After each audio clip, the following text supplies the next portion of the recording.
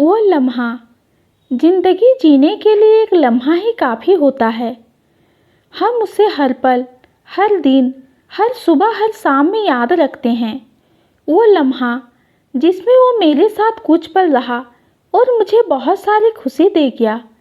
मैं कभी भी उन पलों को भूल नहीं पाऊंगी जिसमें वो हमेशा मेरे साथ रहा। मुझे ये भी लगता है कि वो मेरे पास आज भी मौजूद है। मुझे वो वक्त याद आ रहा है जब मैं अपनी ज़िंदगी को अपनी ज़िंदगी ना समझकर उस पर ढेर सारे इल्ज़ाम लगाए बैठी थी और उन्हें सच में साबित भी करना चाहती थी, जिससे मुझे सज़ा हो जाए और मैं ज़िंदगी के दिए को बुझता देखूं। मैं खुद को अपनी ज़िंदगी जीने की आखिरी मंजिल तक जल्द से जल्द पहुंचाना चाहती थी। मुझे लगता था कि मेरे पास अब कुछ नहीं रहा और मेरे पास कोई भी ना रहा।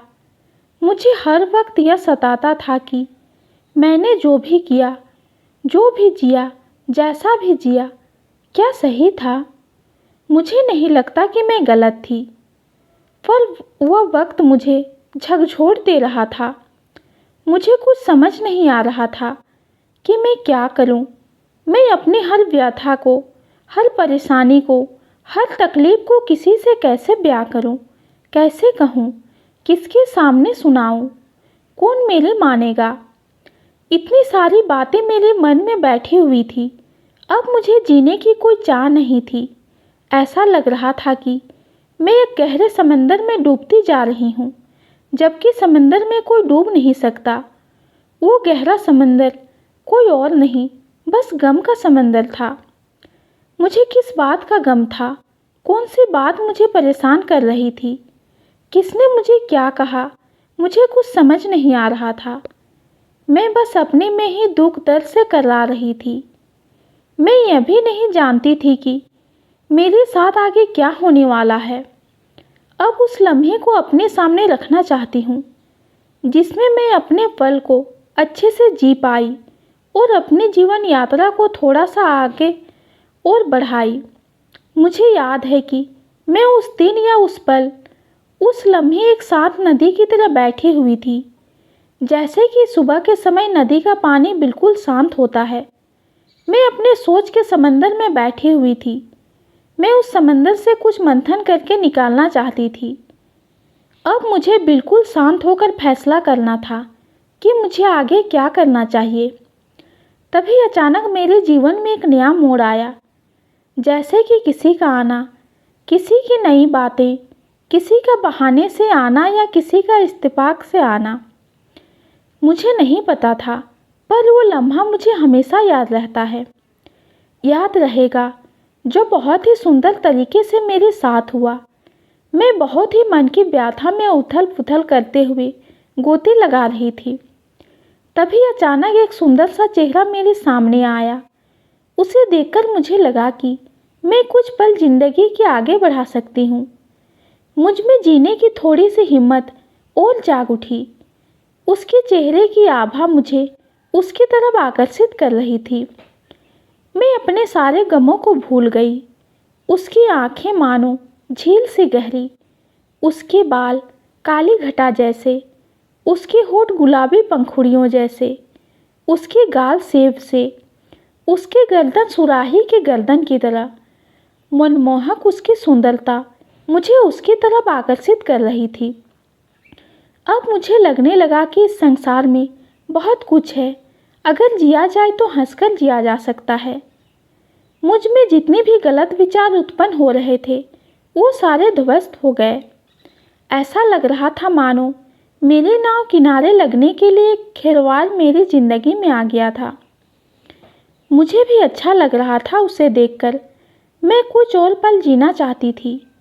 मुझे ऐसा लगा कि मैं क्यों नहीं जी सकती।